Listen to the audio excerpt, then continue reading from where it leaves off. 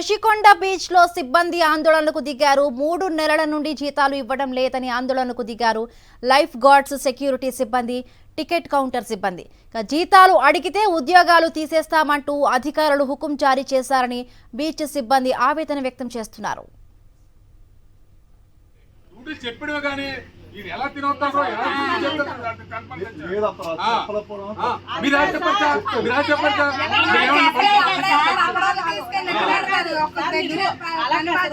మీరు సార్ అడిగేటప్పుడు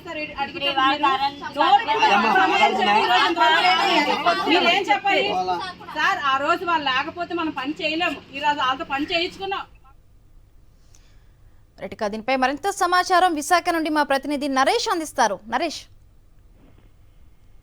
విశాఖపట్నంలో ప్రముఖ పర్యాటక కేంద్రమైన ఋషికొండ బీచ్ వద్ద ఈ విధంగా ఉద్యోగస్తులు ఆందోళన చేస్తున్న పరిస్థితి కనిపిస్తుంది. గత నెల రోజుల వ్యవధి కూడా ఈ విధంగానే ఉద్యోగాలు పూర్తిగా కూడా చేస్తామని బెదిరింపు పాల్పడంతో ఈ రోజు ఆందోళన దిగారు ఉద్యోగస్తులు.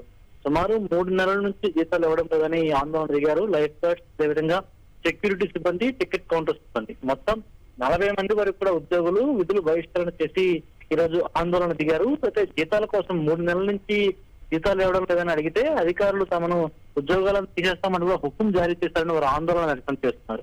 పూర్తిగా కూడా ఋషికొండ బీచ్ సమీప ప్రాంతాల్లో బోటింగ్ కేంద్రాల వద్ద కూడా ముఖ్యంగా లైఫ్ గార్డ్స్ అనేవారు చాలా ఇంపార్టెంట్. ఎందుకంటే ఎవరైనా సరే పొరపాటున పర్యాటకులు కానీ లేకపోతే స్థానికంగా ఎవరైనా సరే బీచ్ లో గల్లంతైనా పొరపాటు ఏమైనా ప్రమాదం జరిగినా సరే లైఫ్ గార్డ్స్ వెంటనే వారిని రక్షించే ప్రయత్నం చేస్తారు, వారిని సురక్షితంగా ఒడ్డుకు తీసుకుని వస్తారు. కానీ అలాంటి లైఫ్ గార్డ్స్ కూడా ఈ రోజు ఆందోళన దిగిన పరిస్థితి కనిపించింది. అయితే 3 నెలల నుంచి కూడా తమకు జీతాలు ఇవ్వడం లేదని కూడా వారు ఆందోళన వ్యక్తం చేస్తున్నారు. మరోవైపు ఋషికొండ పర్యాటక కేంద్రంలో పూర్తిగా టికెట్ కౌంటర్ వద్ద కూడా అనేక మోసాలు జరుగుతున్నాయన్న నేపథ్యంలో కూడా అనేక ఆరోపణలు బయటకు రావడంతో మరింత ఆసక్తికరంగా మారింది. ఇలాంటి తరుణంలో పూర్తిగా 40 మందికి పైగా ఉద్యోగస్తులు ఈ విధంగా ఆందోళన చేయడం, విధులు బహిష్కరించడం అనేది చర్చనీయాంశంగా మారింది.